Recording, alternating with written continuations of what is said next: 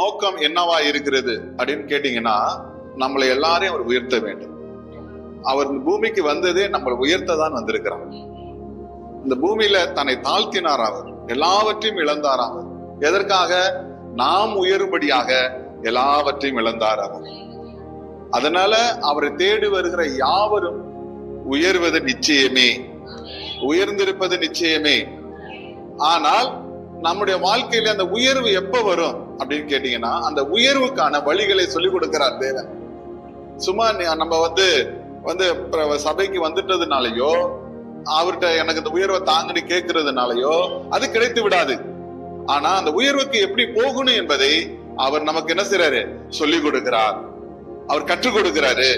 அப்ப அவர் சொல்லிக் கொடுக்கிற அந்த வழியில நாம் நடக்கும் பொழுதுதான் அந்த உயர்வை நாம் என்ன செய்ய முடியும்? அடைய முடியும், அந்த ஆசீர்வாதத்தை நாம் பெற முடியும். ஆனா அவருடைய வார்த்தைகளை நாம் கேட்டு அதன்படி நடக்கும் பொழுது அந்த மனிதன் எப்படிப்பட்ட மனிதனா இருக்கிறான் என்று தேவன் சொல்கிறா, கண்மலை மேல் கட்டப்பட்ட வீட்டுக்கு ஒப்பா இருக்கிறான். அப்ப கண்மலை மேல் கட்டப்படுகிறான். அப்ப கடவுள் இந்த பூமியில உங்களை ஒவ்வொருவரையும் பெயர் சொல்ல அழைத்திருக்கிறார். அவருடைய நோக்கம் என்னவா இருக்கிறது? நீங்கள் எல்லாரும் உயர்த்தப்பட வேண்டும். நீங்க வந்த நோக்கம் உயர்த்தப்படுவதற்காக அல்ல. உங்களுடைய பிரச்சனை தீரணும். உங்களுடைய பிரச்சனை என்ன செய்யணும்? தீரணும். உங்க தேவைகள் சந்திக்கப்பட வேண்டும். எந்த மனிதனுக்கு தான் உயர வேண்டும் என்கிற எண்ணம் இருக்கிறதோ தேவனுடைய வார்த்தையை உன்னிப்பாக கவனிக்கிறான். நிச்சயமா தேவனுடைய வார்த்தையை அவன் கடைபிடிப்பதில் உறுதியாக இருக்கிறான். ஏன்னா அவனுக்கு தன்னுடைய உள்ளத்திலே அவனுக்கு ஒரு நோக்கம் இருக்கிறது. நான் தேவன் சித்தத்தின்படியே நானும் உயர விரும்புகிறேன், நான் அந்த சித்தத்திற்கு என்னை ஒப்புக் கொடுக்கிறேன் என்று விரும்புகிற ஒவ்வொருவரும் தேவனுடைய வசனங்களை உன்னிப்பாய் கவனிக்கிறார்கள். என் பிரச்சனை தீர்ந்தா போதும், என்னுடைய கஷ்டம் தீர்ந்தா போதும் அப்படின்னு நினைக்கிறவங்களுக்கு தான் என்ன நடந்து கொண்டிருக்கிறது அப்படின்னு பார்க்கும்பொழுது வசனத்தை குறித்து அவர்களுக்கு என்ன இல்ல, அது அக்கறை இல்லாமல் போய்விடுகிறது. வசனத்தை குறித்து புரிந்து கொள்வதற்கு அவர்கள் விருப்பம் இல்லாமல் போகிறது. ஆனால் அவர்களுடைய தேவைகளுக்காக கர்த்தரை தேடுகிறவர்கள் இருக்கிறார்கள்.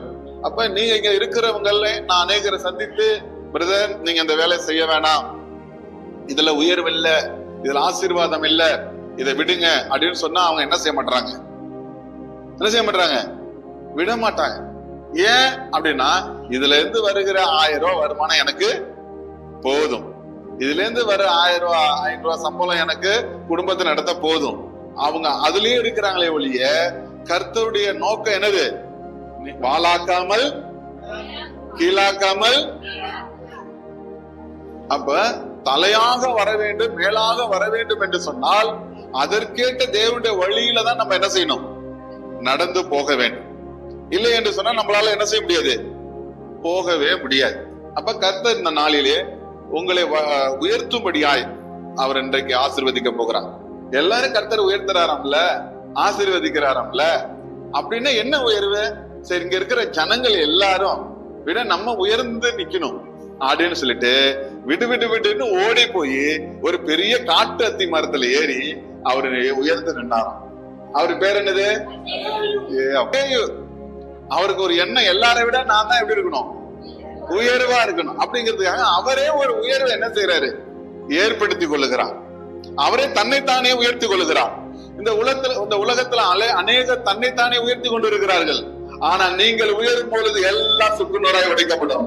நீங்கள் உயரும் பொழுது ஒருவனே நிக்க முடியாது, எல்லாரும் விழுந்து போய் விடுவார்கள். எல்லாரும் விழுந்து போடுவார். தன்னைத்தானே உயர்த்தி கொள்ளுகிற ஒவ்வொருவரும் தேவனுடைய பிள்ளை உயரும் பொழுது அவர்கள் எதிர்ப்பாய் நிற்கவே முடியாது, அவர்கள் நிலை நிற்க முடியாது. அதனால அவர்களாம் நிக்கிறதுக்கு காரணம் எதுங்களா? கர்த்தருடைய பிள்ளையுடைய உயர்வு வர வரைக்கும் தான். கர்த்தருடைய பிள்ளைகள் உயர்வு வர வரைக்கும் தான் என்ன செய்ய போவாங்க? உயர்ந்து நிற்பார்கள். ஆனால் கர்த்தருடைய பிள்ளை உயர்ந்துட்டாங்கன்னா முடிஞ்சு போச்சு, நிலை நிற்கவே முடியாது, எல்லாம் விழுந்து போய் விடுவார்கள். அதனால நீங்கள் உயர வேண்டும். எல்லாருக்கும் உங்களுக்கு ஒரு மனசு வேணும். நீங்க சொல்லுங்க, நான் உயர வேண்டும்.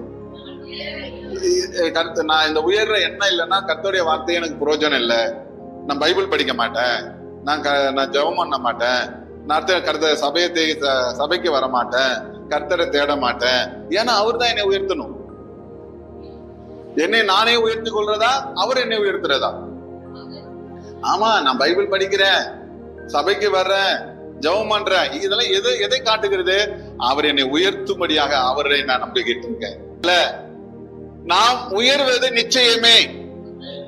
நீங்கள் உயர்வது நிச்சயமே. ஆனால் அந்த உயர்வுக்கு தேவன் சில வழிகளை காட்டுகிறார், சொல்லிக் கொடுக்கிறார். ஆனா அது உங்களை தண்டிக்கிறது போல இருக்கும் அந்த வழி. ஆனா அவர் சொல்லுகிற வழி உங்களை அது எப்படி இருக்கும்? கஷ்டப்படுத்துறது போல இருக்கும், உங்களை ஏமாத்துறது போல இருக்கும், உங்களை வஞ்சிக்கிறது போல இருக்கும். ஆனால் அந்த வழி நிச்சயமாக கர்த்தர் சொல்லியிருக்கிறார் என்று சொன்னால், கர்த்தருடைய வார்த்தை அதற்கு ஆதாரமா இருக்குது என்று சொன்னால், நீங்கள் சந்தேகமே என்ன செய்யக்கூடாது. வசனம் தெளிவா இருக்கும் பொழுது அந்த வசனத்தின் மேல உங்களுக்கு என்ன வரக்கூடாது? சந்தேகம் வரக்கூடாது. சந்தேகம் வந்தா நீங்கள் இயேசுவை தொழுது கொள்ளல, வேற ஒரு இயேசுவை தொழுது கொள்கிறீர்கள். இப்ப தன்னைத்தானே உயர்த்தி கொண்ட ஒரு மனுஷன் யாரு? சகேயு. அவன் அந்த ஊரிலேயே எரிகோ பட்டணம். இந்த எரிகோ பட்டணம்னா எப்படிப்பட்ட பட்டணம் தெரியுங்களா? 2 விதமான ராஜ்யம் இருந்துச்சு. இஸ்ரவேல் ராஜ்யம் 2ஆ பிரிச்சு, 2க்கு என்னது? ஒண்ணு என்னது? இஸ்ரவேல் ராஜ்யம், இன்னொன்னு என்னது? யூத ராஜ்யம். இந்த யூத ராஜ்யத்துக்கு தலைநகரமாக இருந்ததுதான் இது ஜெருசலேம் ஆலயம். இஸ்ரவேலருக்கு தலைநகரமா இருந்ததுதான் எரிகோ, எரிகோ பட்டணம். அப்ப எரிகோ பட்டணத்துக்கு தான் இப்ப யாரு போகிறது?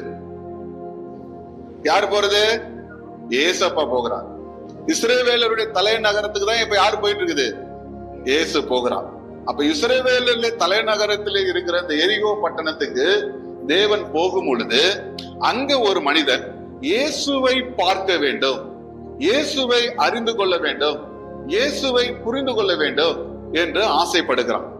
ஆனா அநேகர் இயேசு கிட்ட இருக்கிற பாக்கெட்ல இருக்க பணத்தை எப்படியாவது பெற வேண்டும், அவருடைய கையில இருக்கிற பொருளை எப்படியாச்சும் பெற வேண்டும் அப்படின்னு அநேகர் வந்தார்கள். ஆனா சகேயுங்கிற ஒரே ஒரு மனிதன் மட்டும்தான் இயேசுவை குறித்து அறிந்து கொள்ள வந்தான், இயேசுவை குறித்து புரிந்து கொள்ள வந்தான். இன்றைக்கு 10 வருஷமா, 5 வருடமாக, 3 வருடமாக சபைக்கு வருகிறார்கள். ஆனால் இயேசுவை குறித்து என்ன செய்யல? அவங்களுக்கு தெரியல. இயேசுவை குறித்து புரிந்து கொள்ளல. 1 மணி நேரம், 2 மணி நேரமா மணிக்கணக்கில் சொல்லுகிறோம், ஆனால் இயேசுவை குறித்து அவங்களுக்கு தெரியல. காரணம் என்ன? இயேசு கிட்ட இருக்கிற பாக்கெட்ல இருக்கிற பணம் தான் அவங்களுக்கு தேவையா இருக்குது ஒழிய, ஆனால் இயேசுவை யாருன்னு அவங்களுக்கு என்ன செய்யல? தெரியல. ஆனா சகேயுங்கிற ஒரு மனுஷன் இயேசு கிட்ட இருக்கிற பாக்கெட்ல இருக்க பணம் தேவையில்லை, அவர்கிட்ட கையில இருக்கிற பொருள் எனக்கு தேவையில்லை, ஆனா இந்த இயேசு யார் என்று நான் அறிந்து கொள்ள வேண்டும், இந்த இயேசு யார் என்று நான் புரிந்து கொள்ள வேண்டும் என்று அவன் நினைத்து அவன் என்ன செய்தான்? இயேசுவை பார்க்க வந்தான். அங்க லட்சம் பேர் வந்தார்கள், கோடிக்கணக்கான பேர் வந்தார்கள். ஆனா ஒரே ஒரு மனிதன் மட்டும்தான் இயேசுவை பார்க்க வந்தான். இயேசு எப்படிப்பட்டவர் என்று அறிந்து கொள்ள வந்தான். அப்ப இயேசுவை பார்க்க வந்த ஒரு மனிதன் அவன் மிகவும் குள்ளனானபடியா அந்த இயேசுவை அவனால என்ன செய்ய முடியல? பார்க்க முடியல. அதனால அது சகேயு என்கின்ற ஒரு மனுஷன் அவன் உயர்ந்த ஒரு காட்டு அத்தி மரத்துல என்ன செய்யறான்? ஏறி இயேசு வரு வழியில என்ன செய்து கொண்டிருக்கிறான்? காத்து கொண்டிருக்கிறான். இயேசு இந்த வழியா தான் போவார், அவரை நான் எப்படியாவது என்ன செஞ்சிடுவேன்? பார்த்து விடுவேன், அவர் எப்படிப்பட்டவர் நான் அறிந்து கொள்ளுவேன் என்று சொல்லி அவன் காட்டு அத்தி மரத்துல ஏறி நின்று அவன் பார்த்து கொண்டிருக்கிறான். அருமையான சகோதர சகோதரிகளே, நீங்கள் இந்த நாளிலிருந்து நீங்கள் உயர வேண்டும் என்று சொன்னால், நீங்கள் ஆசீர்வாதமா இருக்க வேண்டும் என்று சொன்னால், இயேசு யார் என்று சரியாக அறிந்து கொள்ளுங்கள், இயேசு யார் என்று சரியாக புரிந்து கொள்ளுங்கள். நிச்சயமாக பிதாவானவர் இந்த உலகத்துல இருக்கிற எல்லாரும் கடவுளை என்ன செய்யறாங்க? தேடிக்கொண்டிருக்கிறார்கள், கடவுளை தேடி தேடி போய் கொண்டிருக்கிறார்கள். ஆனால் ஒருவரும் தேவனை அறியவில்லை. பிதாவானவர் கடவுள் என்ன செய்துட்டாரு?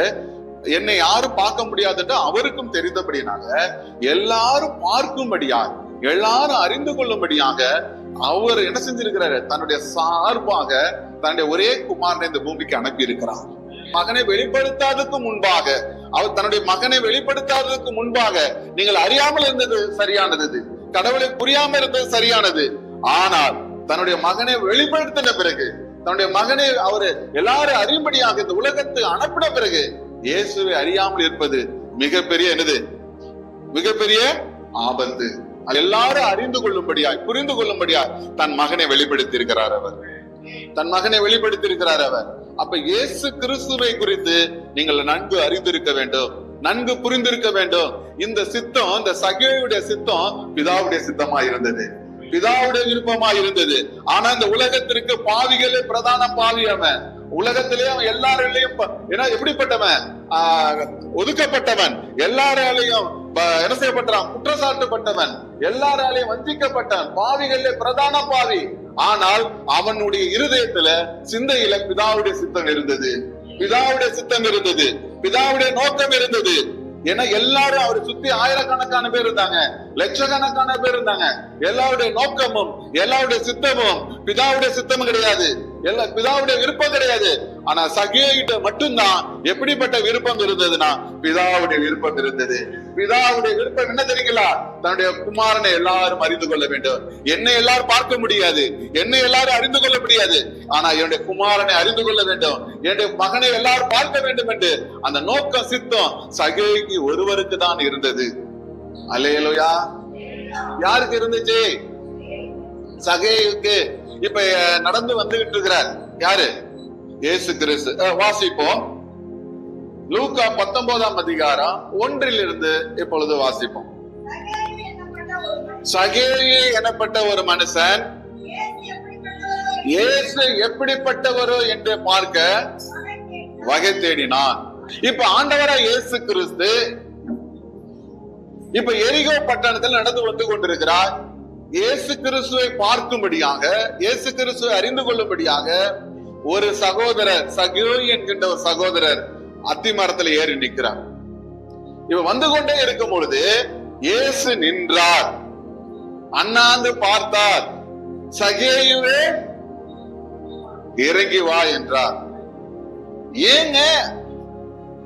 இயேசு அத்தனை பேர் குடும்பம் இருக்குது, அத்தனை பேர் ஜனங்கள் இருக்கிறார்கள், அத்தனை வீட தள்ளி நடந்து வந்து அத்தனை பேரையும் அவர் கூப்பிடாமல் அத்தனை பேர் இடத்துல அவர் நின்று பார்க்காம சகேயுவை மட்டும் பார்த்து, சகேயுவை கீழே வா, அவர் நிக்கிற இடத்துல மட்டும் ஏங்க நின்னாரு அப்படின்னு கேட்டீங்கன்னா, அந்த மனுஷன் தான் தேவ சித்தத்தை அறிந்திருந்தவன், தேவன் சித்தத்தை புரிந்திருந்தவன். அல்லேலூயா. அதனால்தான் இயேசு நின்றான். அப்ப தேவ சித்தம் உங்களுக்குள்ளே இருந்தால், தேவ திட்டம் உங்களுக்குள்ளே இருந்தால், தேவ சித்தம் உங்கள் வாழ்க்கையிலே நிறைவேறும்படியா இருந்தால், இயேசு கிறிஸ்து உங்க வீட்டுல தான் இருப்பார். அவர் உங்களோடு கூட தான் இருப்பார். அவர். அல்லேலூயா. நீங்கள் தேவன்கிட்ட சுகம் பெற்றிருக்கலாம், அதனால இயேசு உங்களோட இருக்க மாட்டார். இயேசு கிட்ட நீங்கள் கடன் பெற்ற பொருளாதாரத்தை பெற்றிருக்கலாம், அதனால இயேசு உங்களோட இருக்க மாட்டார். இயேசு கிட்ட நீங்க கார் வாங்கி இருக்கலாம், இயேசு கிட்ட நீங்க பெற்றிருக்க முடியாது, உங்களோட இருக்க மாட்டார். வேலை வாங்கி இருக்கலாம், உங்களோட இருக்க மாட்டார். ஆனா பிதாவின் சித்தம் உங்களோட இருந்தார், இயேசு உங்களோட நிற்பார். அவர். அல்லேலூயா. இன்றைக்கு இயேசு சொல்லுகிறார், அண்ணாந்து பார்த்து சகேயு சீக்கிரம் கீழே இறங்கி வா, நான் இன்றைக்கு உன் வீட்டுல என்ன செய்ய வேண்டும்? தங்க வேண்டும் என்றார். ஏன் தங்க வேண்டும் அப்படின்னு சொன்னா, பிதாவுடைய சித்தம் யார்கிட்ட இருக்கிறதோ அவங்க வீட்டுல இயேசு இருப்பார். அல்லேலூயா. அப்ப பிதாவுடைய சித்தமுடைய குடும்பமாக, சித்தம் உள்ள ஜனங்களாய் நாம் இருந்தால் இயேசு வா வா இயேசுன்னு சொல்ல வேண்டிய தேவையில்ல, தானா வந்து இயேசு ஒட்டி கொள்வார். அல்லேலூயா. அவர் இயேசு தேடிக்கொண்டிருக்கிறார். எந்த மனிதனை தேடிக்கொண்டிருக்கிறார் தெரியுமா? பிதாவின் சித்தத்துடைய மனிதனை தேடிக்கொண்டிருக்கிறார். இன்றைக்கு உங்களையும் அவர் தேடிக்கொண்டிருக்கிறார். நீங்களே வந்திருக்கிறீங்க, ஆனா அவர் உங்களை தேடி வர வேண்டும் என்று சொன்னார். பிதாவுடைய சித்தம் உடைய வாழ்க்கையில் இருக்க வேண்டும். அதான் பைபிள்ல தேடுங்கள் கண்டடைவீர்கள். எல்லாம் தேடி தேடி பாக்குறாங்க, வாசல போய் பாக்குறாங்க, எங்கயா பணத்தை காணும். பைபிள எல்லாம் படிக்கிறாங்க, தேடுறாங்க, எங்கேயா காணா போன நகைய காணும். ஆனா தேடுங்கள் கண்டடைவீர்கள் சொன்ன உடனே இவங்களாவே என்ன முடிவு பண்ணிட்டாங்க? ஓ, காணா போன தேடுன பைபிள்ல படிச்சா என்ன காணா போன பணம் கிடைச்சிடும், பைபிள படிச்சா வாசல்ல வந்து என்னஞ்சிடும், பணம் வந்து கிடைக்கும், என்ன வந்துடும், நமக்கு ஆசீர்வாதம் வந்துடும். ஆனா இயேசு சொல்லுகிறாரு, தேடுங்கள் கண்டடைவீர்கள். தேடுங்கள் கண்டடைவீர்கள் என்று சொன்னால் எதை சொல்லுகிறார்? இயேசுவை கண்டுகொள்ளுவார்கள். இந்த பைபிள்ல நீங்கள் தேடினால் யாரை தான் இந்த பைபிள் சொல்லப்படுகிறது? இயேசு கிறிஸ்துவை தான் சொல்லுகிறது. முழு வேதாகமும் யாரை சொல்லுகிறது? இயேசு கிறிஸ்துவை வெளிப்படுத்துகிறது. அதனால நீங்கள் பைபிள் படிக்கும் பொழுது யார் யாரெல்லாம் இயேசுவை புரிந்து கொண்டீங்களோ, யார் யாரெல்லாம் இயேசுவை தெரிந்து கொண்டீங்களோ நீங்கள் கண்டு கொண்டு விட்டீர்கள். சகேயு என்கின்ற ஒரு மனுஷன் இயேசுவை அறிந்தால், இயேசுவை புரிந்தால் ஒரு மனுஷன் எப்படி இருப்பான் என்கிறத அடுத்தது பார்க்க போறோம். இயேசுவை ஒரு மனிதனுக்கு தெரியுமா தெரியாதா? எனக்கு தெரியும்னு எல்லாரும் உட்கார்ந்துருக்கீங்க. உண்மையாகவே இயேசுவை தெரிந்த மனிதன் எப்படி இருப்பாங்கிறத பார்க்க போறோம். இந்த சகேயு என்ற ஒரு மனிதன் இயேசுவை பார்த்த உடனே அவன் வேக வேகமா இறங்கி வந்து அவன் ஆண்டவர் என்ன செய்யற சந்தோஷமாக தன் வீட்டுக்கு அழைச்சிட்டு போறான். கூட இருந்த எல்லாரும் இவர் பாவியான மனுஷன் என்ன செய்யறாரு போறாரு என்று எல்லாரும் என்ன செய்யறாங்க முறுமுறுக்கிறார்கள். ஏன்னா ஒவ்வொருத்தவங்களுக்குள்ளயும் என்ன இருக்குது, நான் பரிசுத்தவான், நான் நல்லவன், அவங்கதான் பாவி, அவங்க சரியில்லாத ஆளு அப்படிங்கிற என்ன இருக்குது. ஆனா ஒவ்வொருத்தவங்களுக்குள்ளயும் பரிசுத்தவான்ங்கிற எண்ணம் இருக்குது, நீதிமான் என்கிற எண்ணம் இருக்குது, நான் சரியா இருக்கிற எண்ணம் இருக்கிறது. அதனாலதான் சகேயுவை எல்லாரும் என்னங்கிறாங்க பாவியாக சொல்லுகிறார்கள். ஆனா தேவனுடைய பார்வையில பரிசுத்தவான் யாருன்னா சகேயு தான். என்னங்க அமைதியா இருக்கிறீங்க? தேவனுடைய பார்வையில பரிசுத்தவான் யாரு? சகேயு தான். அந்த மனிதன் யாரு? ஏமாத்துக்கார, பொய் சொல்றவன், அதிக வரி, அதிக வட்டி, வரி வசூலிக்கிறவன், இப்படி எல்லா பாவிகளே பிரதான பாவியம். அப்படின்னா எல்லா பாவம் அதுக்குள்ள என்ன செய்யுது இருக்குது. ஆனா அப்படிப்பட்ட மனுஷனை தான் தேவன் பரிசுத்தவான் என்று பார்க்கிறான். ஆனா மனிதர்கள் எல்லாம் பாவியாய் பார்க்கிறாங்க. ஆனா தேவன் இந்த மனிதன் என்னவா பாக்குறாரு? பரிசுத்தவானாய் பார்க்கிறான். இன்னைக்கு நம்ம ஊர்ல திருடுறவங்கள, கொலை செய்யறவங்கள, கொள்ளடிக்கிறவங்கள நம்ம என்னன்னு சொல்லுவோம்? பாவியம் தான் சொல்லுவோம். அதேதான் இந்த நாட்டுல ஜனங்கள் சொன்னாங்க. ஆனா கடவுள் சொல்றார், மனிதர் பார்க்கிற வண்ணமாய் நான் பார்க்க மாட்டேன், மனிதர்கள் பேச வண்ணமாய் நான் பேச மாட்டேன். எப்ப இந்த உலகத்துல உள்ளவர்களை போல நீங்க பாக்குறீங்களோ, பேசுறீங்களோ, அப்ப அது எல்லாமே 100க்கு 100 தவறு. 100க்கு 100 எல்லாமே என்னது? தவறு. அப்ப இந்த உலகத்துல உள்ளவர்களை போல நீங்க பேசுகிறீர்கள், உலகத்துல உள்ளவர்களை போல நீங்க பாக்குறீங்க அப்படின்னு சொன்னா உங்களுடைய பார்வை தவறு, உங்களுடைய பேச்சு தவறு. தேவனுக்கு பிரியமில்லாத பார்வை தான் பார்க்கிறீர்கள், பிரியமில்லாத பேச்சு தான் பேசுகிறீர்கள். அதனால இன்றையிலிருந்து நாம் நம்முடைய பார்வையை, பேச்ச என்ன செய்ய வேண்டும்? மாற்றிக்கொள்ள வேண்டும். சகேயுவை தேவன் பார்த்த பார்வை வேறு, ஆனா உலகம் பார்த்த பார்வை வேறு. பாருங்க, இன்றைக்கு நான் உன் வீட்டுல என்ன செய்ய வேண்டும்? தங்க வேண்டும் என்றுட்டான். எல்லாருக்கும் கோபம் வருது, எல்லாருக்கும் எரிச்சல் வருது. இந்த மனுஷன் யாருன்னு, இவர் ஒரு தீர்க்க தரிசி, இவர் ஒரு தேவகுமாரன், இவர் யாருன்னு இவருக்கு தெரியும். ஆனா இவரு போய் அந்த வீட்டுல போய் தங்குறாரையா அப்படின்னு எல்லாரும் இயேசுக்கு விரோதமா மாறிட்டாங்க. இருக்கிறது, நீங்கள் உலகம் தீர்க்கிற வண்ணமாய் தீர்க்காதீர்கள், உலகம் பேசுற வண்ணமாய் பேசாதீர்கள். இந்த சகேயு போல நீங்களும் இருக்கிறீர்களா என்று உங்களை சோதித்து பாருங்கள், உங்களை அறிந்து பாருங்கள். இப்பொழுது நான் சகேயை குறித்து சொல்லுகிறேன். இயேசுவை அவன் ஏற்றுக்கொண்ட உடனே அவன் சொல்லுகிறான், நான் என் ஆஸ்தியில பாதியை என்ன செய்யறேன். இப்ப இயேசுவை ஏற்றுக்கொண்டவங்க இப்ப கை தூக்கணும். ஏற்றுக்கொள்ளுகிற ஒரு நிலை ஒண்ணு இருக்கிறது, ஏற்றுக்கொண்ட ஒரு நிலை இருக்கிறது. அறிந்து கொண்ட எல்லாரும் ஏற்றுக்கொள்வது கிடையாது, அறிந்து கொண்டவர்கள் எல்லாரும் என்ன செய்வது கிடையாது, ஏற்றுக்கொள்வதே கிடையாது. நீங்கள் அறிந்து மட்டும்தான் இருப்பீர்கள், ஆனா ஏற்றுக்கொண்டா உங்களுடைய நிலைமைகள் வேறு. இயேசு அறிந்திருக்கிறார்கள், ஏற்றுக்கொண்ட ஒரு மனிதனுடைய நிலைமை வேறு. இயேசு ஒரு மனிதனுடைய உள்ளத்துல இருந்தால், ஒரு இயேசு ஒருவனுக்குள்ள இருந்தால், அவன் நிழல் பட்டாலே வியாதி சுகமாகும், பேய்கள் அரண்டு ஓடும். அந்த மனிதனை பார்த்தாலே அந்த மனிதனுடைய இருதயத்துல என்ன இருக்குன்னு கரெக்டா தெரியும். இயேசுவை ஏற்றுக்கொண்டதா நினைத்து கொண்டு நாம் ஏற்றுக்கொள்ளாமலே என்ன செஞ்சு கொண்டிருக்கிறோம், இருந்து கொண்டிருக்கிறோம். சகேயு பார்த்தான், சகேயு அறிந்தான். ஆனால் ஏற்றுக்கொள்ளும் பொழுது அவன் நிலையிலிருந்து வயலில் வந்த வார்த்தை என்ன தெரியுங்களா? என் ஆஸ்தியை பாதி நான் என்ன செய்யறேன் சொல்றான். யாரிடமாவது நான் அநியாயமா யாராச்சும் ஏமாத்தி இருந்தார், நான் நாளத்தனைய திருப்பி என்ன செய்யறேன். இயேசுவை ஏற்றுக்கொண்டவங்களுடைய வாழ்க்கை இதுதாங்க. இயேசுவை ஏற்றுக்கொண்டவங்களுடைய வாழ்க்கை இந்த வாழ்க்கை இல்லாதனால தாங்க எல்லாரும் நம்மள என்ன பண்றாங்க, எல்லாரும் நம்மள என்ன பண்றாங்க, இயேசுவை ஏற்றுக்கொள்ள மாட்டாங்க. நமக்கு இயேசுவை ஏற்றுக்கொள்வதற்கு பயம். இயேசுவை ஏற்றுக்கொண்டா நான் திருப்பி காசை என்ன செய்யணும், போய் கொடுக்கணுமே, வாங்கினவங்கள்ட்ட போய் கொடுக்கணுமே, யார நான் ஏமாத்தினே அவங்கள்ட்ட எல்லாம் போய் திருப்பி கொடுக்கணுமே. இத நம்மளால கடைபிடிக்க முடியல. இதை ஏன் நம்மளால கடைபிடிக்க முடியல அப்படின்னா யாரு மேல எனக்கு நம்பிக்கை இல்லை. சொல்லுங்க, அவ்வளவுதாங்க. கடுவளவு உனக்கு விசுவாசம் இருந்தால், என் மேல கடுவளவு உனக்கு விசுவாசம் இருந்தால், இந்த மலையை பார்த்து பெயர்ந்து சமுத்திரத்திலே போய் விழு என்று சொன்னால் நிச்சயமாய் விழும், நிச்சயமாய் விழும். ஆனால் அவர் மேல கடுவளவு கூட விசுவாசம் இல்லாமல், கடுவளவு கூட அவர் மேல் நம்பிக்கை இல்லாமல் நாம் என்ன செய்து கொண்டிருக்கிறோம்? அவர் மேல விசுவாசமா இருக்கிறோம், நம்பிக்கையா இருக்கிறோம் அப்படின்னு நம்ம என்ன செய்யறோம்? நம்ம சொல்லிக் கொண்டிருக்கோம். இப்பதான் ஏன் சொல்றாரு, இவனும் யாருடைய குமாரனா இருக்கிறான். இப்ப ஆபிரகாமுடைய ஆசீர்வாதம் இப்ப யாருக்கு வரப்போகுது? உங்களுக்கு வருமா? சபைக்கு வருமா? சகைக்கு வருமா? உங்களுக்கு வருமா? சகைக்கு வருமா? சகைக்கு தான் வரும். ஏன் சகைக்கு வருது அப்படின்னா, அவன் தான் கடவுள் சொன்னபடி தன் அறிக்கை செய்கிறான், சொன்னபடி வாழுகிறான். அப்ப ஆபிரகாமுடைய பிள்ளையாய் நீங்கள் மாற வேண்டும் என்று சொன்னான். ஆபிரகாமுடைய எல்லா ஆசீர்வாதத்திற்கும் நீங்கள் சொந்தக்காரர்களாய் வர வேண்டும் என்று சொன்னார். நீங்கள் சகேவு சொன்னது போலவே நீங்களும் சொல்ல வேண்டும், நீங்களும் செயல்பட வேண்டும்.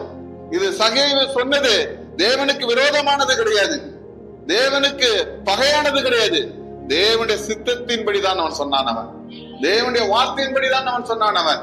ஆனால் சகேவுக்கு மட்டும் அந்த மனசு எப்படி வந்துச்சு? சகேவுக்கு மட்டும் அந்த எண்ணம் எப்படி வந்துச்சு? இன்றைக்கு அப்படிப்பட்ட சகையை போல லட்சக்கணக்கான சகைகள் இன்றைக்கு இருக்கிறபடினால்தான் இன்றைக்கு சபைகள் இருக்கிறது, இன்னைக்கு ஊழியர்கள் நடந்து கொண்டிருக்கிறது. இன்றைக்கு வரைக்கும் நாம் சகையை பார்க்காம வேணா இருக்கலாம், ஆனா சகையை தேவன் வைத்திருக்கிறார். லட்சம் பேர் தேவன் ஒரு சபைக்கு ஒரு சகை இருந்தா போதும், ஒரு ஊருக்கு ஒரு சகை இருந்தா போதும். அந்த ஒருவர் மூலியமா தேவன் யாவையும் செய்ய தேவன் வல்லவராய் இருக்கிறார். இங்க இருக்கிற நீங்கள் ஒவ்வொருவரும் இயேசுவை அறிந்து கொள்ள வேண்டும், இரண்டாவது அவரை ஏற்றுக்கொள்ள வேண்டும். அப்படி ஏற்றுக்கொள்ளும் பொழுதுதான் உங்களுடைய வாழ்க்கை எதவாய் மாறும். தேவன் சொல்லப்பட்ட எல்லா வாக்குத்தத்தங்களும் எல்லா நிலைகளும் மாறும். இல்லை என்று சொன்னால் உங்களை நீங்கள் என்ன செய்து கொண்டிருக்கிறீர்கள்? வஞ்சித்துக் கொண்டிருக்கிறீர்கள். எனக்கு தெரிஞ்ச அநேக சகோதரர்கள் இருக்கிறார்கள், சகோதரிகள் இருக்கிறார்கள். ஒருவர் சைக்கிள் திருடுகிறவர், திருடி விற்கிறவர். அவர் வியாதிப்பட்டு ரோட்டு ஓரமா கிடக்கிறார். ஒருவரும் உதவி செய்ய ஆள் கிடையாது. ஆனால் அவர்கிட்ட போய் 2 சகோதரிகள் இயேசு கிறிஸ்துவை பத்தி சொல்றாங்க. அவர் கேட்டு அறிந்து புரிந்து கொள்கிறார். அப்படி அறிந்து புரிந்து கொள்ளும் பொழுது, நான் இந்த இயேசுவை நான் ஏற்றுக்கொள்ளுகிறேன், இந்த இயேசுவை ஏற்றுக்கொள்ள நான் என்ன செய்ய வேண்டும் என்று கேட்கும் பொழுது, அப்பொழுது அவர் சொல்றாரு, உங்கள் பாவத்தெல்லாம் நீ அறிக்கை செய்து என்ன செய்ய வேண்டும்? விட்டுவிட வேண்டும் என்று சொல்லும் பொழுது, அப்படியா, நான் செய்து விடுகிறேன் என்று சொல்லுகிறார். உடனே பாவத்தை அறிக்கை செய்து விட்டு உடனே அவருக்குள்ளே தேவனுடைய ஆவியானவர் இறங்குறார். தேவனுடைய ஆவியானவருக்குள்ளே வந்த உடனே முதல் வார்த்தை அவர் சொன்னது என்ன தெரியுங்களா? நான் யாரிடம் சைக்கிள் திருடனோ திருப்பி நான் எல்லாவற்றையும் கொடுக்கிறேன். ஆனா வந்த சகோதரிகள் அந்த சகோதரிக்கு போதிக்கல, வந்த சகோதரிகள் அந்த திருப்பி கொடுக்கணும்னு சொல்லல, உன் பாவத்தை தான் அறிக்கை செய்ய வேண்டும் என்று சொன்னார்கள். எப்படி இந்த சத்தியம் அவருக்கு தெரிந்தது? எப்படி இந்த சத்தியம் அவருக்கு புரிந்தது? மனிதர்கள் போதிக்கிற சத்தியம் கடுவளவுதான். ஆனா தேவ ஆவியானவர் உனக்குள்ளே வரும் பொழுது, கர்த்தர் உனக்குள்ளே வரும் பொழுது அவர் உன்னை போதித்து நடத்துவார். அந்த வழி நடத்துதல் உனக்கு இருக்க வேண்டும். இன்றைய வரைக்கும் மனிதர்கள் உங்களை வழிநடத்தி கொண்டிருக்கிறார்கள். அதனால் தான் உங்களுடைய வாழ்க்கை தரம் மாற மாட்டேங்கிறது, நகர்ந்துகிட்டு இருக்கிறது. கர்த்தரே உனக்குள்ளே வந்தால், தேவ ஆவியானவரே உனக்குள்ள வந்தார், அவர் உன்னை போதித்து நடத்தினார். இந்த சைக்கிள் திருடினவர் என்ன தெரியுமாயிட்டாரு? உடனே ஒவ்வொரு நாளும் சம்பாதிக்கிற காசு எல்லாவற்றையும் அவர் கடினமாக கஷ்டப்பட்டு உழைத்து எல்லா காசையும் யார்கிட்ட சைக்கிள் திருடினாரோ எல்லாவற்றையும் திருப்பி போய் கொடுக்க ஆரம்பித்து விட்டார். எல்லாவற்றையும் கொடுத்து கொண்டே இருந்தார். ஆனால் எல்லாவற்றையும் கொடுத்து முடியும் பொழுது அவர் மிகப்பெரிய சபை போதகராய் மாறிவிட்டார். ஒரு கேரளாவிலே ஒரு அசைவை ஏற்படுத்தும் வழியாக ஒரு மிகப்பெரிய போதகராக அவர் கை வைத்த அநேக வியாதிசர்கள் சுகமடைந்தது. அவர் கை வைக்க மாட்டாரா, அவர்கிட்ட ஒரு 5 நிமிடம் நான் பேச மாட்டானா என்று சொல்லி அநேக திரளாக கூடி போனார்கள். அவர் ஸ்டேஜ் இருந்து கீழே இறங்கி வந்தாலே அவரை பார்க்க முடியாது, தொட முடியாது, அந்த அளவுக்கு கூட்டங்கள் நெருங்க ஆரம்பித்தது. காரணம் என்ன? தேவனுடைய வார்த்தையை கேட்டு ஒரு மனிதன் நடந்தால், அவர் மேல கடுவளவு விசுவாசம் இருந்தால், நிச்சயமா சொல்லுகிறேன், இந்த உலகத்தில் இருக்கிற பொண்ணும் பொருளை விட கர்த்தர் பெரிய காரியத்தை உன் மூலியமா செய்வார். உன்னை கொண்டு பெரிய அசைவை ஏற்படுத்துவார் அவர். நீ பணத்தின் மேல, பொருளின் மேல, இடத்தின் மேல நீ நம்பிக்கை வைத்துக் கொண்டு கர்த்தருக்கு பிரியமாய் வாழ முடியாது. கர்த்தருக்கு பிரியமாய் வாழ முடியாது. அதனால கர்த்தர் சொல்லுகிறாரு, அவர் மேல் விசுவாசம் இருந்தால் உன்னை கொண்டு அவர் பெரிய காரியங்களை செய்வார் அவர். அல்லேலூயா. எப்படியாவது நான் கர்த்தருக்கு பிரியமானவன், எப்படியாவது நான் பரிசுத்தவான், எப்படியாவது நான் நீதிமான் என்று தன்னை காட்டுவதற்கு அதிகமாய் சம்பாதித்து காட்டுவதில்ல. இயேசுவை உங்கள் பரிசுத்தை வெளிப்படுத்த முடியாது, தேவனுடைய பிள்ளையை வெளிப்படுத்த முடியாது. அதிக பொருளாதாரத்தை சம்பாதிக்கிறதுனால நீ என்ன செஞ்சிட முடியாது, நீ நிரூபித்து விட முடியாது. நீ சைக்கிள்ல வர்ற, நீ கார்ல வர்றதுனால நீ நிரூபித்து விட முடியாது. ஆனால் இயேசு கிறிஸ்துவை ஒருவன் ஏற்றுக்கொள்ளும் பொழுது அவனுடைய பரிசுத்தமான ஒரு வாழ்க்கை இந்த உலகத்தை அசைவை ஏற்படுத்தும். எல்லா மனிதனுடைய தேவையை என்ன செய்யும், சந்திக்கும். அல்லேலூயா. நீ கோடி ரூபாய் சம்பாதித்தாலும் உன் குடும்பத்துக்கே பத்தாம போகும். ஆனால் இயேசு ஒருவர் இருந்தா உன் சுத்தியுள்ள எல்லா குடும்பத்துக்கும் நீ ஆசீர்வாதமாய் மாறிவிடுவாய், அநேகருக்கு ஆசீர்வாதமாய் மாறிவிடுவாய். அல்லேலூயா. இப்படிப்பட்ட இயேசுவை உலகத்தில் இருக்கிற கோடி ஜனங்கள் தேடிக்கொண்டிருக்கிறார்கள். அந்த இயேசு கிறிஸ்து உன் உள்ளத்தில் வருவதற்கு நீ இடம் கொடுத்தா, நிச்சயமா அந்த இயேசு உன் உள்ளத்தில் இருந்து உன்னை செயலாற்றி அநேகரை சந்திக்க ஒரு வல்லவராய் இருக்கிறார். தேவன் உருவாக்கின ஆதாமை மீண்டும் பார்க்க விரும்புகிறார் அவர். அந்த ஆதாமா நீங்கள் இருக்க விரும்பினார் கர்த்தர் நிச்சயமா சொல்லுகிறேன், உங்கள் மூலியமா இந்த உலகம் ஏதேன் தோட்டத்தை காணும். அல்லேலூயா. ஏதேன் தோட்டத்தை நிச்சயமாய் காணும். தேவன் உருவாக்கின ஆதாம் நிலைகுலைந்து போய்விட்டான். மீண்டும் அந்த ஆதாமை பார்க்க தேவன் விரும்புகிறார். ஆதாம் மூலியமாதான் எல்லா மர செடி கொடிகளுக்கும் பிழைப்பு இருக்கிறது, வாழ்க்கை இருக்கிறது. அதனால அந்த ஆதாம் தேவை, அந்த ஆதாம் தேவை. அதனால்தான் தேவன் ஆண்டவரான இயேசு கிறிஸ்து ஒரு மனிதனும் வராதபடினால் முதல் ஆதாம் நிலைகுலைந்து போன பிறகு மீண்டும் இந்த தேசம் எந்த ஆதாமை தேவன் உருவாக்கினாரோ, ஆதாமை உருவாக்கும் போது தேவனுக்கு ஒரு நோக்கம் இருந்தது. ஆதாம் மூலியமா அந்த தேசம் நல்லா இருக்க வேண்டும், இந்த பூமி நல்லா இருக்க வேண்டும். ஆதாம் மூலியமா இந்த பூமி என்ன பாதுகாக்கப்பட வேண்டும், போஷிக்கப்பட வேண்டும் என்பதற்காக தேவன் ஆதாமை உருவாக்கினார் அவர். ஆனா அந்த ஆதாம் அந்த நோக்கத்தை அவன் விட்டவனாக, அந்த நோக்கத்தை இழந்தவனாக அவன் மாறி போனான். என்னுடைய மகனை அனுப்பி நான் உருவாக்கின ஆதாமை நான் பார்க்க விரும்புகிறேன் என்று தன்னுடைய மகனையே இந்த பூமிக்கு என்ன செஞ்சாரு, அவரு என்ன செஞ்சாரு, அனுப்பினார். அவருடைய வார்த்தைக்கு கீழ்ப்படிந்து நடக்கிறவர்கள் பரலோக ராஜ்யத்திலே பிரவேசிப்பார்கள். அவருடைய வார்த்தைக்கு கீழ்ப்படியாம இந்த உலகத்திற்காக சுகபோகமாய் வாழ விரும்பினவர்கள் எல்லாருக்கும் நரக ஆக்கினை தேவன் வைத்திருக்கிறார். நம்மள்ட்ட சரீரம் மட்டும் கிடையாது, ஆத்துமா இருக்கிறது. அந்த ஆத்துமாவுக்கு அழிவு கிடையாது. அந்த ஆத்துமாவுக்கு என்ன கிடையாது, நெருப்புல தூக்கி போட்டாலும் அழிவு கிடையாது, தண்ணியில கொதிக்கிற தூக்கி போட்டாலும் அழிவு கிடையாது. அது அழியாத ஆத்துமாவை நீ பெற்றிருக்கிறாய். அல்லேலூயா. நீங்கள் உங்களுடைய சரீரத்துக்காய் வாழாமல் உங்களுடைய ஆத்துமாவுக்காய் வாழுங்கள். உங்களுடைய ஆத்துமாவுக்காய் வாழுங்கள். ஆத்துமாவுக்காக வாழ வேண்டும் என்று சொன்னால் கர்த்தருடைய வசனம் தான் தேவை. அந்த ஆத்துமா இந்த பூமியில வாழ வேண்டும் என்று சொன்னால் ஒவ்வொரு நாளும் இந்த வசனத்தை கேட்டு நடந்தால்தான் அந்த ஆத்துமா பலனா இருக்கும், சுகமா இருக்கும், ஆசீர்வாதமா இருக்கும். லட்சம் ரூபாய் பணம் இருந்தாலும் உன் ஆத்துமா சமாதானமாவே இருக்காது, சந்தோஷமா இருக்காது, மகிழ்ச்சியா இருக்காது. ஆனா வசனம் ஒன்று போதும் உன் ஆத்துமா சந்தோஷம் மகிழ்ச்சியா இருக்கும். அல்லேலூயா. எந்த லட்சாதிபதி கிட்டையும், எந்த கோடீஸ்வரன்ட்டையும், எந்த அதிகாரிட்டையும் நீ போய் தைரியமா சொல்லலாம், சமாதானத்தையும் தேவன் தருகிறார் என்று சொல்லி. இந்த சத்தியத்தை நம்ம என்ன செய்ய வேண்டும், நான் கடைபிடிக்க வேண்டும். ஏதாவது பெற்றுவிட்டு நமக்கு பிள்ளை வந்துட்டா சந்தோஷம், நமக்கு வேலை வந்துட்டா சந்தோஷம், பணம் வந்துட்டா சந்தோஷம், மகிழ்ச்சி நம்ம நினைக்கிறோம். அது வந்த பிறகுதான் உங்களுக்கு எல்லாம் கஷ்டமும் வரப்போகிறது, எல்லா பிரச்சனையும் என்ன செய்ய போகுது, வரப்போகிறது, எல்லா ஆபத்தும் வரப்போகிறது. நீ அதை சமாளிக்க உன்னால என்ன செய்ய முடியாது, என்ன செய்ய முடியாது, முடியாது. கர்த்தருடைய வசனம் சொல்லுகிறது, என் வார்த்தைகளை கேட்டு நீ நடந்தால், என் வார்த்தைகளை கேட்டு அதன்படி நடந்தால் நீங்கள் சமாதான சந்தோஷமாய் இருப்பீர்கள். நான் தன் பாவத்தை மறைக்காமல் அறிக்கை செய்து விட்டு விடுகிறவன் எவனோ அவனே ரட்சிக்கப்படுகிறான். இன்றைக்கு உன் பாவத்தை நீ மறைத்து கொண்டு, உன் பாவத்தை கணவருக்கு தெரியாம, மனைவிக்கு தெரியாம, பிள்ளைகளுக்கு தெரியாம, போதகருக்கு தெரியாம நீ தந்திரமாய் நீ பாவம் செய்து கொண்டிருக்கலாம். ஆனா அந்த பாவம் உன்னுடைய தடையாக இருக்கிறது, அந்த ரட்சிப்புக்கு தடையாக இருக்கிறது. நீங்க ஊழியர் செய்யலாம், போதகரா கூட ஆகலாம், நீங்கள் யாரா வேணாலும் ஆகலாம். ஆனா உனக்குள்ளே இருந்தால் ஒருபோது ரட்சிப்பு வராது. ரட்சிப்பு உனக்குள்ளே இருந்தால் எந்த பாவமும் உனக்குள்ளே வர முடியாது. அல்லேலூயா. காரணம், நீங்கள் ரட்சிக்கப்பட வேண்டும், நீங்கள் பாவத்திலிருந்து விடுவிக்கப்பட வேண்டும். சகேயு என்கின்ற ஒரு சகோதரர், அவன் இயேசுவை ஏற்றுக்கொள்ளும் பொழுது தான் செய்த பாவத்தை அவன் என்ன செய்யறான்? அறிக்கை செய்கிறான். அடுத்தது அதுக்கான பிராயச்சித்தத்தை என்ன செய்கிறான். நாம் என்ன செய்யறான்? அறிக்கை செய்கிறதாவே இருக்கிறோம், விடுகிறது கிடையாது. நீங்கள் விட வேண்டும் என்று சொன்னால் அதற்கேற்ற பிராயச்சித்தம் செய்ய வேண்டும். எந்த மனிதனுக்கு விரோதமா நீ பாவம் செஞ்சாயோ அந்த மனிதனிடம் போய் நீ மன்னிப்பு கேட்டே ஆக வேண்டும். எத்தனை மனிதனுக்கு விரோதமா பேசி இருக்கிறீங்க, ஊழியக்காருக்கு விரோதமா எத்தனை தடவை பேசிக்கிட்டு இருக்கிறீங்க, சபையாருக்கு விரோதமா எத்தனை தடவை பேசிக்கிட்டு இருக்கிறீங்க.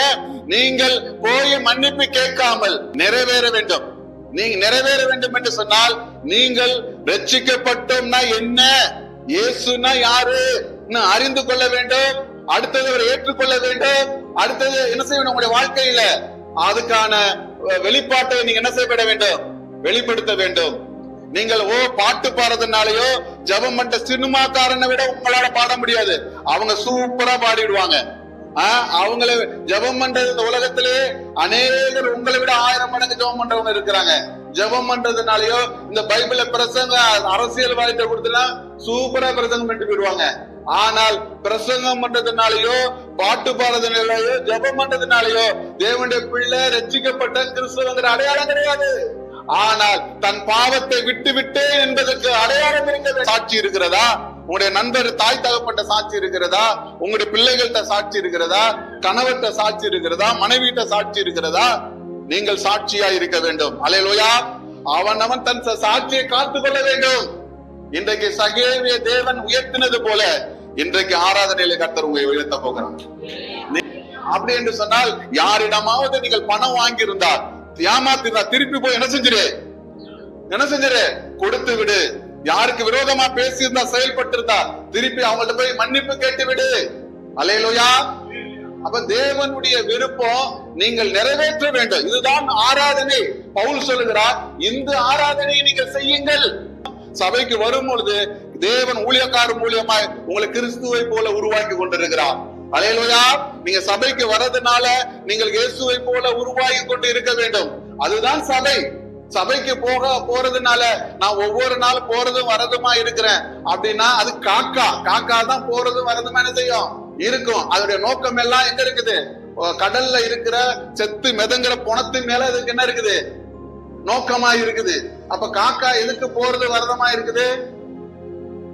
சொல்லுங்க. போனா அதுக்கு தேவையான உணவு எங்க இருக்குது? கடல்ல இருக்கு. ஆனா புறாவை விட்ட பிறகு புறா என்ன செய்யுது? தேவ சித்தத்தை நிறைவேற்றும்படியாக ஒரு இலையை கிட்டிட்டு வந்து எங்க வருது? சபைக்குள்ள வருகிறது. ஊழியக்காட்ட கொடுக்குது. நாம் புறாக இருக்க வேண்டும். வர்றதும் போறதுமாக காக்கா போல என்ன செய்யக்கூடாது? இருக்கக்கூடாது. கர்த்தர் மேல் நம்பிக்கையா இருக்கிற மனுஷன் பாக்கியவான். நம்பிக்கைங்கிறது பாட்டு பாடுறதல்ல, ஜபம் பண்றதல்ல. ஆனா நம்பிக்கை என்பது அவருடைய வார்த்தை கேட்டு அப்படியே நடப்பதுக்கு தான் நம்பிக்கை. அல்லேலூயா. அப்ப அவர் என்ன சொல்லி இருக்கிறாரோ அதன்படி நம்ம என்ன செய்யணும்?